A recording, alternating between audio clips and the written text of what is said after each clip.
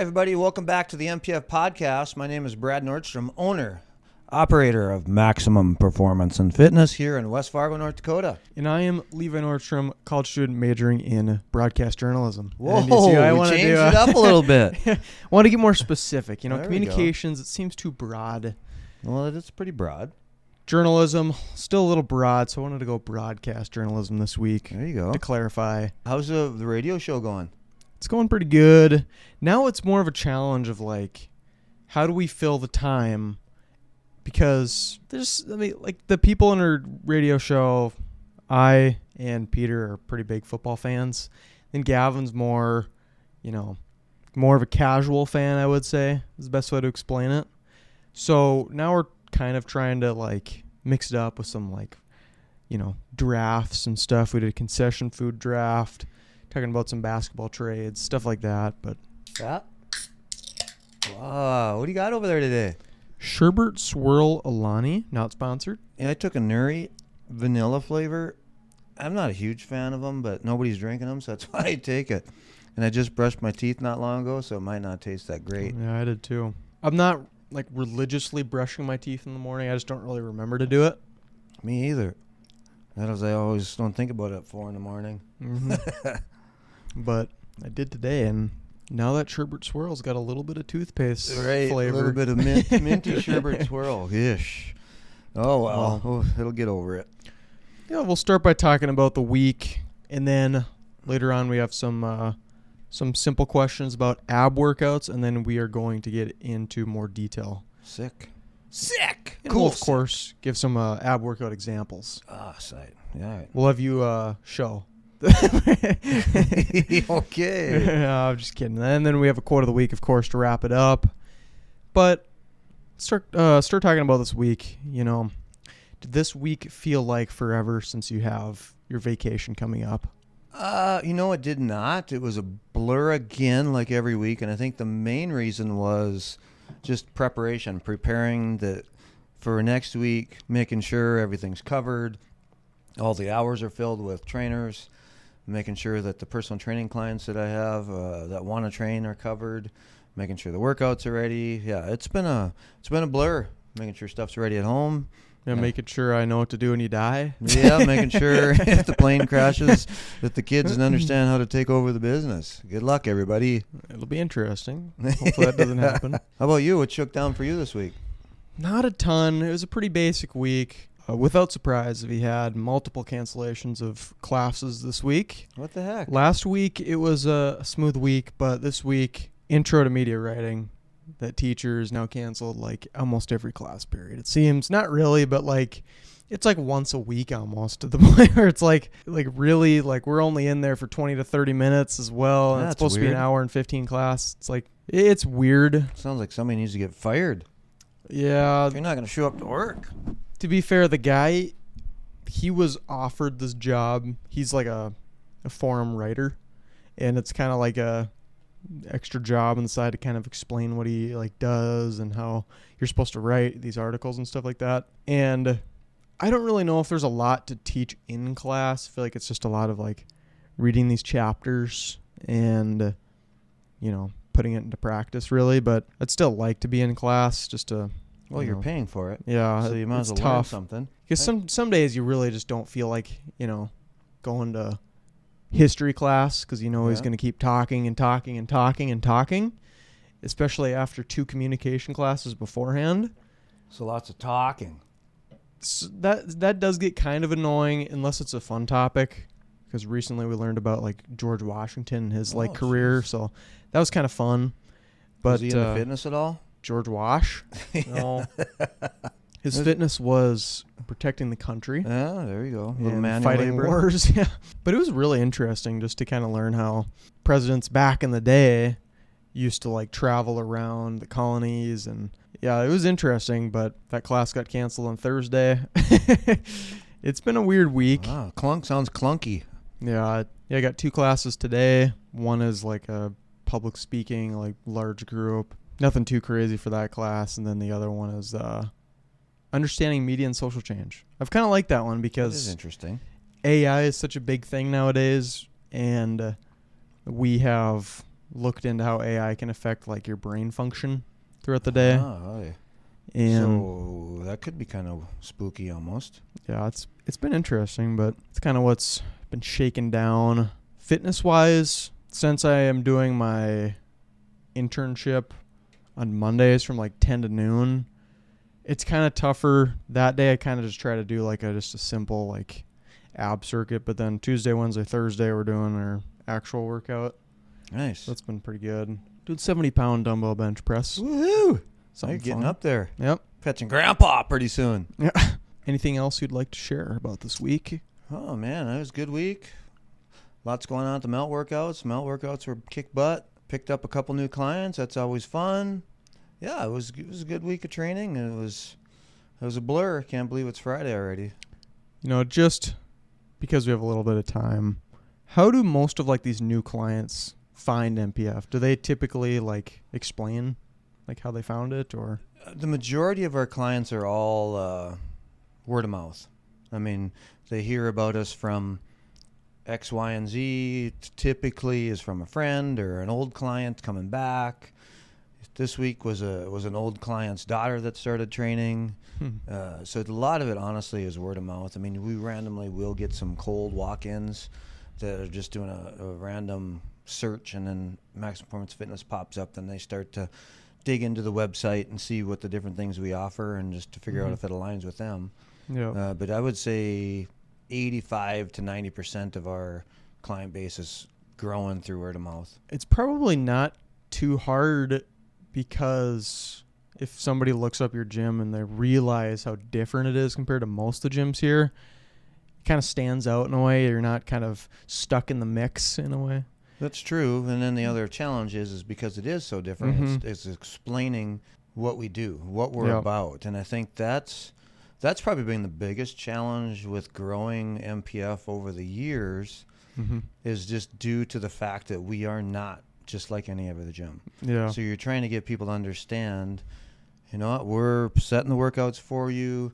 We're all, for melt anyway, we're everybody's going through the workouts. We can modify them, but you've got to have a little bit of an idea how to work out. It's not meant for a true beginner. But if somebody maybe hasn't been working out for 3 to 5 years or whatever due to kids or whatnot, but they used to be very active, I mean, it works perfect for that person. And then you just keep ramping the intensity up as you go through workouts and get in better shape. So if you guys are looking for something different, a change of scenery from your average 24-hour fitness, Promise you won't be bored. yeah, make sure you guys check out Maximum Performance Fitness in West Fargo, of course, and you guys will be having a lot of fun on those Versa climbers. Nice. All right, moving on to the mini segment, still related to abs. I only had 2 questions, leaving it open for you to come up with a question potentially. Ooh. If you could only pick one ab workout, what would it be and why? Because there's a lot. What's There's the best? so many different things out there. I think can I take 2 or only 1 or what? It says 1. It says 1. What the heck? I would probably honestly say like an ab rollout with the ab row. And the reason being is that you are it's a strong isometric contraction with a lengthening of you still have to lengthen the muscle and shorten the muscle. Still exercising the rectus abdominis, but you have to really isometrically hold on to, so it's a great bracing exercise as well. The challenge with it is getting people to do it properly. Yeah. You can use your arms. Well, using your arms too much, or you're letting your low back sag. So you're not even bracing. So the ab roller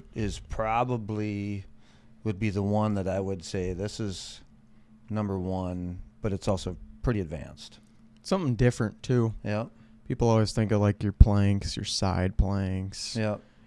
Russian or twists. just straight crunches or whatever. But the ab, I would say that one would be the one. If I was to pick one exercise, that would be it. Now I'll let you say your second one. This is your second place. Second place would be the basket hangs. Okay. Yeah, those are crazy. I mean, those are great as well. Same kind of idea. You got a brace to hold, and then instead of your upper body rolling out, now it's your lower body that's pulling up to your elbows, and that's another one that's not an easy exercise, but working on that full range motion is huge. You want to be able to get your elbows all the way up, or your knees up to your elbows, and And then you can go 3-way basket hang or whatnot. So I'd say definitely basket hangs are going to be number 2. John and I, the weeks that we were able to lift 4 days, we didn't have like a fourth lift on like the app. So we found something that actually was fairly similar to basket hang. You're not actually like holding on to something, but it's like a machine almost.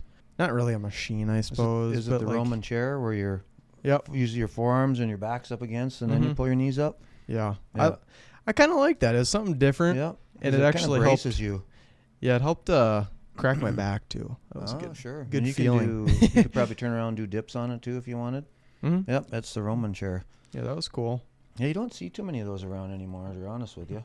It's just in the corner. It's kind of funny. It's in the corner.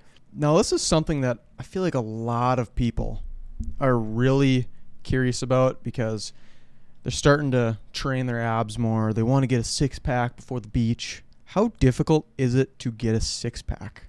It's not easy. And I think this might come as a shocker. In all reality, your abs are made in the kitchen, and then you train them in the weight room. You've got to lose, in order to get that six-pack, you got to lose body fat. I mean, if somebody's already lean, it's going to be a different story. Then you'll notice that as you continue to do your different core exercises in the gym. But for the most part, you could utilize the phrase abs are made in the kitchen, and they're built in the gym. So you've got to lose body fat in order to get to that six-pack. How come people, I don't know if this is actually true or not, only can get like that 4-pack, or some people even have an 8-pack? Like, that is interesting. I'd say your genetics does have to play a little bit in that, because if you've seen two people side by side and their body fat percentage is the same, you will notice some are like, holy crap, look at that. And then the other person might be, just looks lean, but doesn't, those rectus abdominis muscles don't pop. You don't see the lines in between. And so I would have to say that some of that does have to do with genetics. I mean, and that's going to be, your extreme levels. I mean, most people don't get that crazy lean to see that, but your bodybuilders and whatnot do a little bit. So I would say, my point is there's not one exercise that'll say, all right, you got to do this one. If you want to get that 8-pack, you got to do this exercise. That's not true. Yeah, people say that your abs are already there. There's just like a layer covering it. Yeah, that's is a good that point. Pretty much like just what it is? Like, you know how you said abs are made in the kitchen, but training still helps build them? Like, how much does training really help if like people claim that they're kind of already there? Like, does it help define them more, or like? I would say the kitchen side of it helps to define them more, but you can continue to strengthen them in the gym. And I think that's where it's not just doing crunches and whatnot they're going to get you there. It's going to be like your more advanced ones, your ab rollers, your basket hangs, your anything that's challenge you, your squats. Every time you squat, you're using your abs to brace. Even when you bench press, you're using your abs to brace. If you do single dumbbell bench press and you actually go heavy, you're using your abs to brace. Otherwise, you're going to fall off the bench. So, I mean, you're getting core work and all of those type of exercises. But if you're like really focused on, wow, I really want to see that 6-pack abs, well, for the most part, you gotta lean out. This kind of ties perfectly into my main question to start off with about the truth about ab workouts.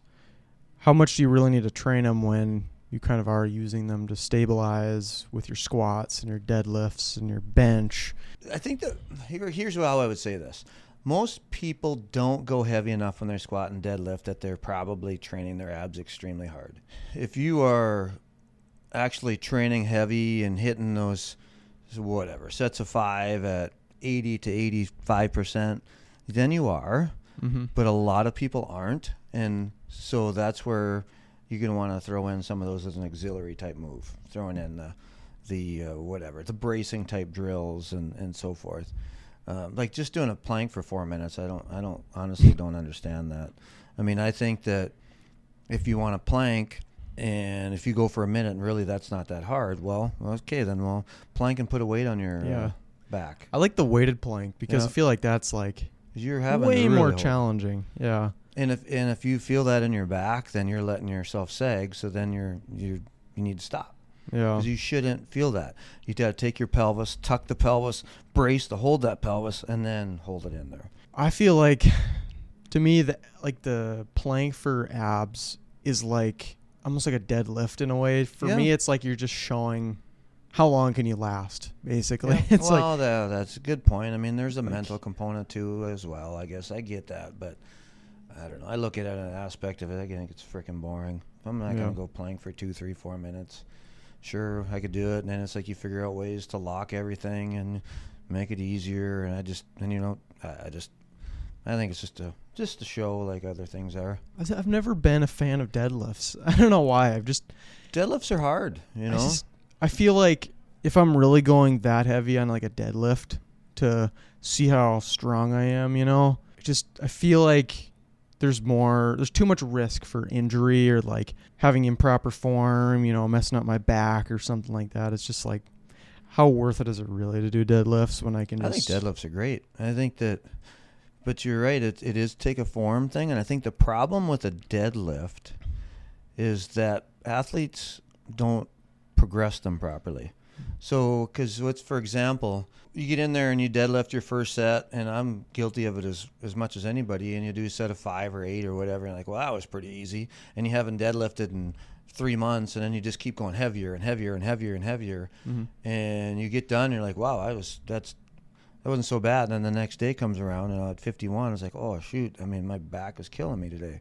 Well, if I would say deadlift once a week for the past 8 weeks and progressed it along, I'd be just fine. Yeah. But I think that's the problem with the deadlift, is that you have a tendency to progress too fast and maybe not even progress and just freaking go at it. And but yeah, deadlifts are great. And I think most people, it's just a technique thing. Some people like to jerk it off the ground. Well, they're gonna have an issue there. You got to be able to lock in, brace tight, take the slack off the bar, then pull it off the ground. I think that's a big mistake with clients and with athletes, and they jerk it off the ground, and that's where we're going to have issues. And you could even look at some of the research that they'll talk about rounded back and flat back and whatnot. And if somebody's been deadlifting with a little bit of a rounded upper back for all their life, they're not at even more risk than anybody else. You watch some of the power lifters, when the big time power lifters, most of them do have a rounded back. Upper back, not lower back, upper back. Interesting. That's something of note. Yeah. I feel like not a lot of people know I don't that. like to do it that way. I'd rather keep it flat and pull, because I'm pulling more, I would say, as an Olympic lifting style and not so much a powerlifting style, because I've not done any powerlifting. But yeah, you watch some videos, it's quite interesting. To answer kind of the first kind of topic I had about how squats and deadlifts kind of help your abs and stuff, I have kind of almost comparisons to make it easier for some people to understand, but it's a little bit exaggerated. Using squats for abs is like walking for leg growth. It helps a little bit, but I just think most people don't go heavy enough. Yeah. So you're not going to get much out of it. It's not like the greatest way to explain it, but it kind of like gets you an idea of like, yeah, it helps you, but it's not going to be like, you know, getting you to that next step where your 6-pack. Right, yeah. It's popping. Yep. And then, the lifts activate the abs, but the direct exercises, quote unquote, grow the abs. I think of these like true ab exercises as like, they're not going to help necessarily define your abs. They're going to help your core, which helps with just about every single lift. Yep. I think abs are necessary to train on its own, just because it helps with everything. Yep. Helps with keeping your knees healthy, I've heard. And I think part of it is just helping your posture. Yeah, it just helps with everything in general. Like I said before, everyone has abs. There's just a blanket of fat over them. Yeah. Especially nowadays. Yeah, everybody's like, oh, I don't have any abs. Well, no, that's not true. Otherwise, you'd be hunched over the whole time. Mm-hmm. So, yeah, you have abs. Just got to go find them. Let's first of all talk about what makes a good ab workout. We have to make it hard. The ab workout needs to be hard. You can't just, I'm just going to lay on my back and do crunches for 20 minutes. I mean, that's just,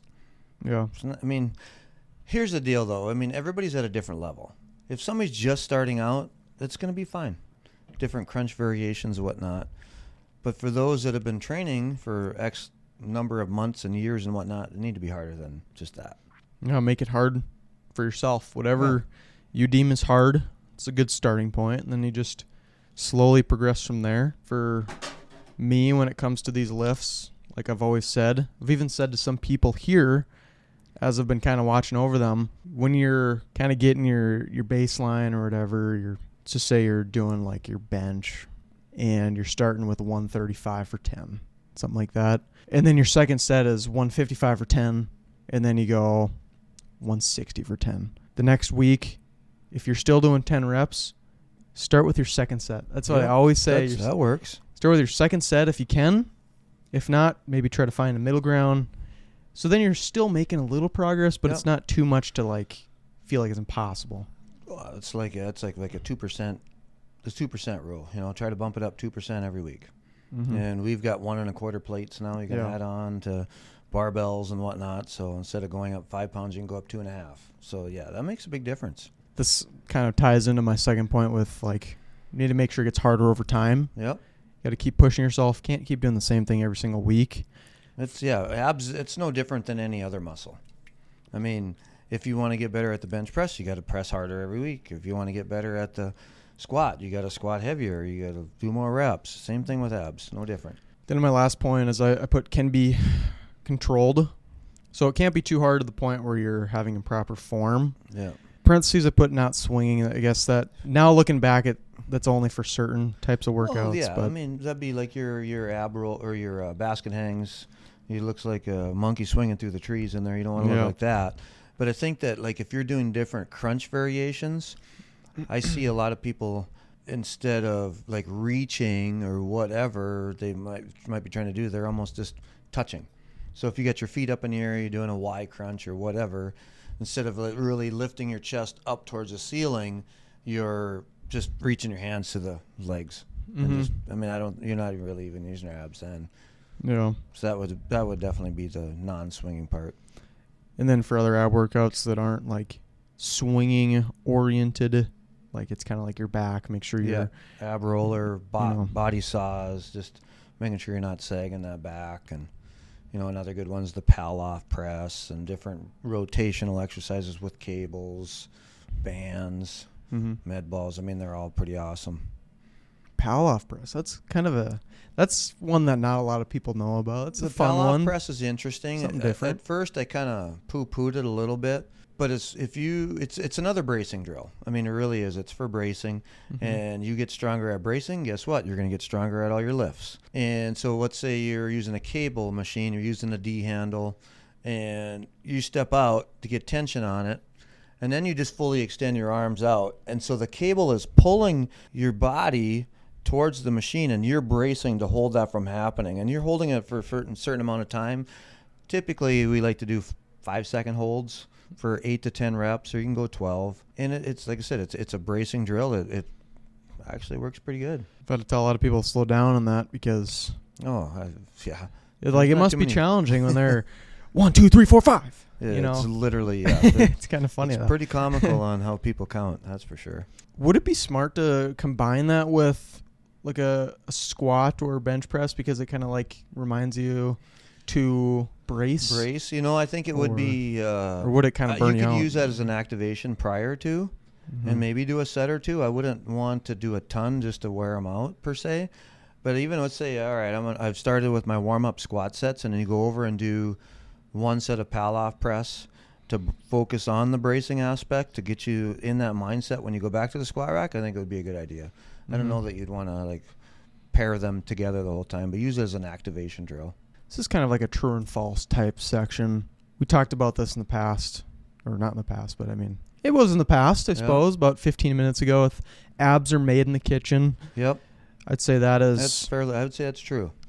Because the diet definitely matters. Because your stomach's right there, well, that's typically where we store a lot of our fat, and it's tough for a lot of people to get this diet diet I would down. say that for 95% of us, that's a challenge, if not even more.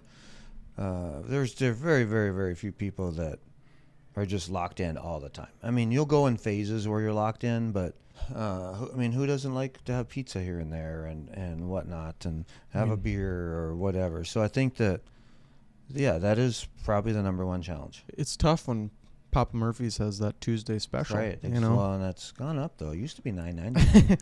Yeah. Now it's $12.99, I think. Yeah, the diet part is, I would say, without a doubt, the hardest part Absolutely for it is. everybody when it comes to training in general, but especially if you want to get your abs right. A lot of us, especially me, we have sweet tooth Yep. all the time. I do too. Like I like a little sweet treat. brownies, ice cream.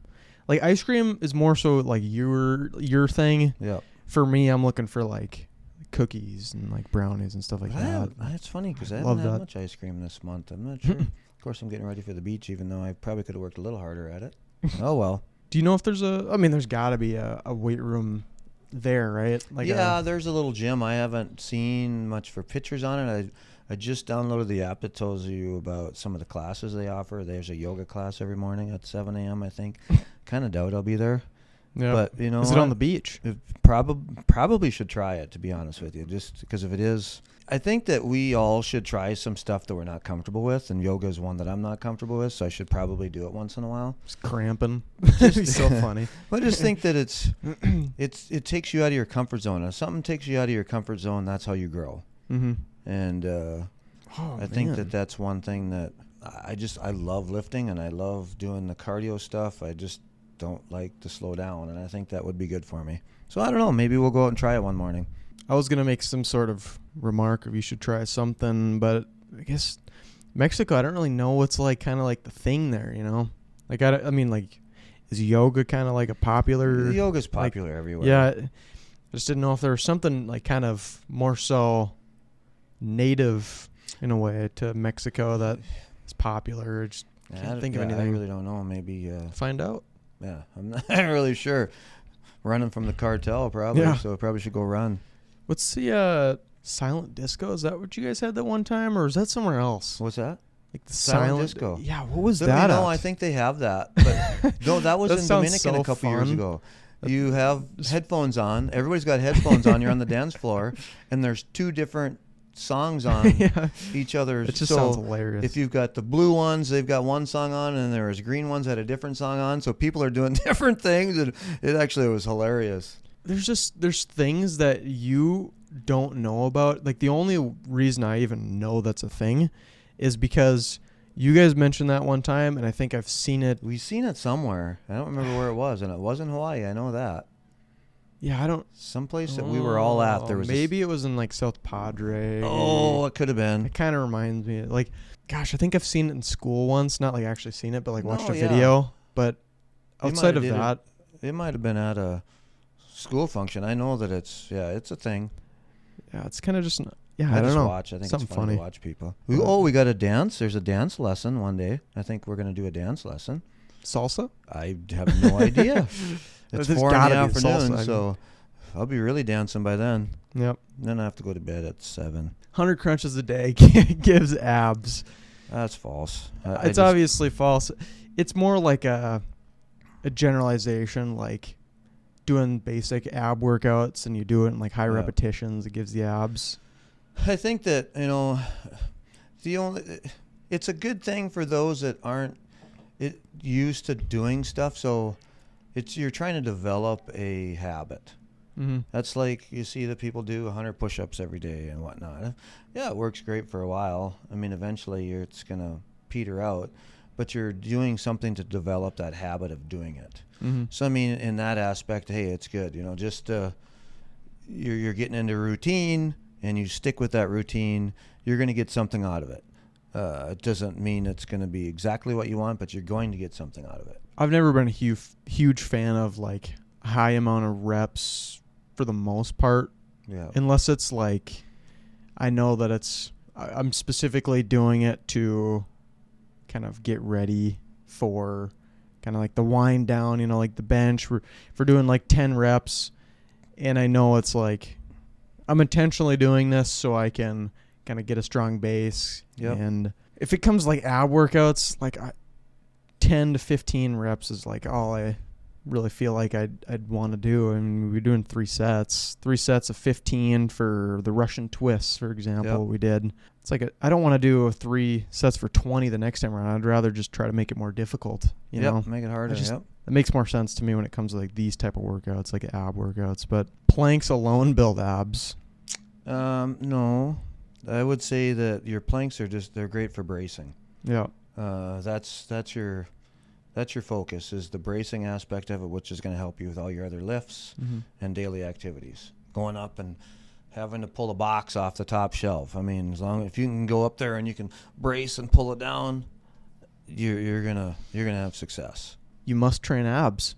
You must train abs. It's gonna be an interesting answer here. Well, I mean, I would say that you've got to train them in one way or one shape or fashion. So it's kind of a true-false statement. I don't think you directly have to train them like a bicep curl every other day. I like to throw them in each day, a variation of it. Yeah. Like with our melt workout, I can't remember. Oh, today we did some windshield wipers. I think yesterday was Big 10 abs, and then the day before was some kind of side plank of sorts or some kind of oblique. So we're always going to get.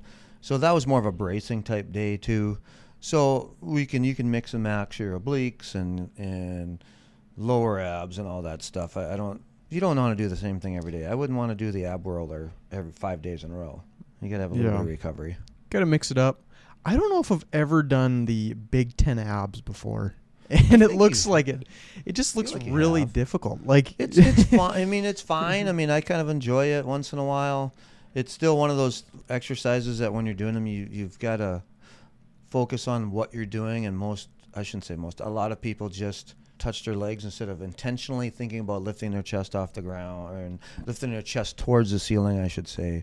So that part of it is you still got to do the things properly in order to get the best bang for your buck. Yeah, I've probably done them. I'm sure I've done them all. You probably have. I'm pretty sure you have. Might have to throw it in the next routine for you then. Yeah. You're not going to give me a top 5 or no blind top 5? That's kind of fun. Ooh, you know what I will? There's a lot of ab workout examples that I have, and I can give you 5 that, we'll do a top 5 for fun. I'll just do this. So yeah, I like that blind top 5. All right, we're doing an impromptu top 5 ab workouts. I will give you 5.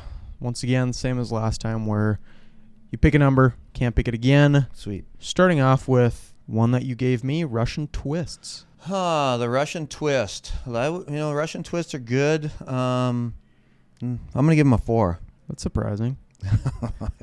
We'll go with three-way sweeper. Another one that you gave me. I really like the three-way sweeper. I love it. Let's go 2.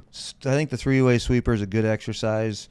For those of you that don't know what it is, you're basically laying on your back and holding on to, could be a post, we like to use the sled, so you got one handle on each hand, and you're going to lift your legs up to the right side of the handle, the left side of the handle, and in the middle, and that's 1. And it's kind of the same idea. When you go down, you're not just throwing your legs down. You want to control them down to the floor, and then you're pulling them up. You got to be able to control it. But that's a great exercise. It's a big challenge, and I feel like I get a lot of weird looks too. Yeah. It's kind of funny though. On to the next one. We're going to go with side plank. Not just a plank, side plank. We've done it here at the gym many times. I think side planks are great. They're good for low back. They're just the bracing. Let's go with a 3. Okay. Basket hangs. 1 or 5. Hangs. Oh, man. Put you in a tough spot. Basket hangs, I'm going to go 1. Okay. Would you put, what is 5? The 5th one that we have is mountain climbers. Mountain climbers? Hey, I'm fine with that then. We'll keep it there. Now, the mountain climber with the sliders on your feet, that's a different story. Those are good. Mm-hmm. Those you're not only getting the quads firing, because we actually had those on today, but it's another one where you have to brace too. So yeah, for sure. And then you can double leg pull your knees in. That gives you a little bit more core. I friggin' hate that word, but core. Out of all these mountain climbers, works the abs the least actually. That's why it's for me 5. at least. It seems like it. I kind of like it at 5. I was hoping you weren't going to say like ab roller or something. Thought about it. Just to tick me off. Yeah, just to make it just awful. But just to clarify, we have basket hangs at 1, three-way sweeper at 2, side plank 3, Russian twists 4, and mountain climbers 5. Yeah, I don't know if I'd change it. I think that's good. That's pretty solid. I like it. I would have changed the Russian twist with the side plank. I was thinking that'd be the only one. But basket hangs, they're fun. Throughway sweepers fun. I mean, they're fun. Like, I like them. They work the ab more than most of these, I think. So now I'll give some examples of ab workouts to kind of get everybody's mind, thinking.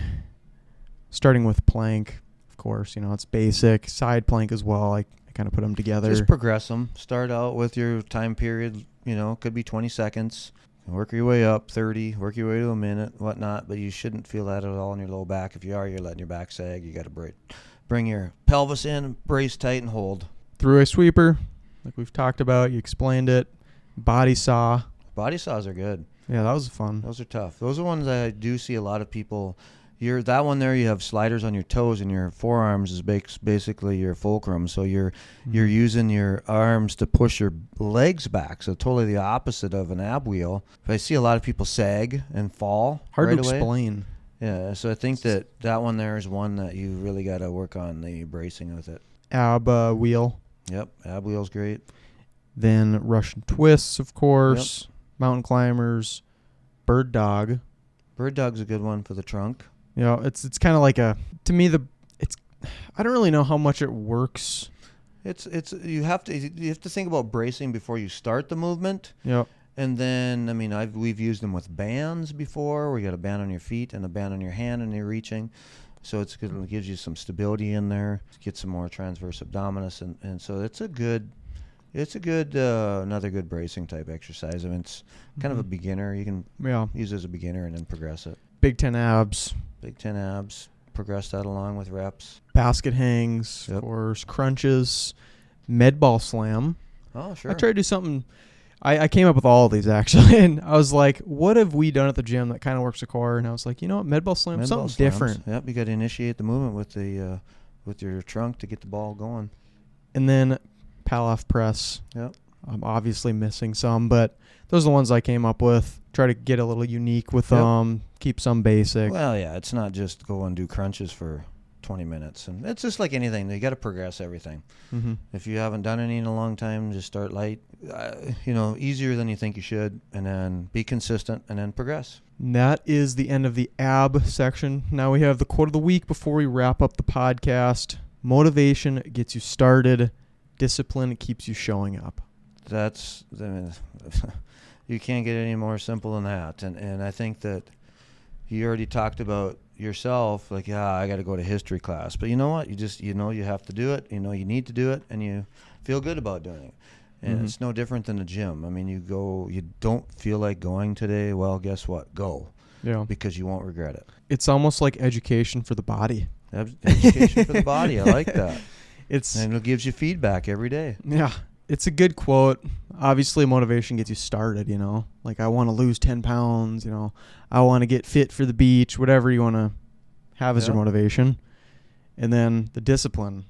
That's definitely what keeps you showing up, because you lose motivation at some point, but you also realize that you have to keep coming, Yeah, your motivation's going to wane eventually. You can't lean on that. You just got to be disciplined and just do it. All right.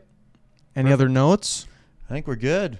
I think we're going to go hit some abs here quick and get ready for the beach. Mm-hmm. All right. With that being said, make sure you guys subscribe to the MPF podcast. Of course, we are here to give you guys good fitness advice every Sunday.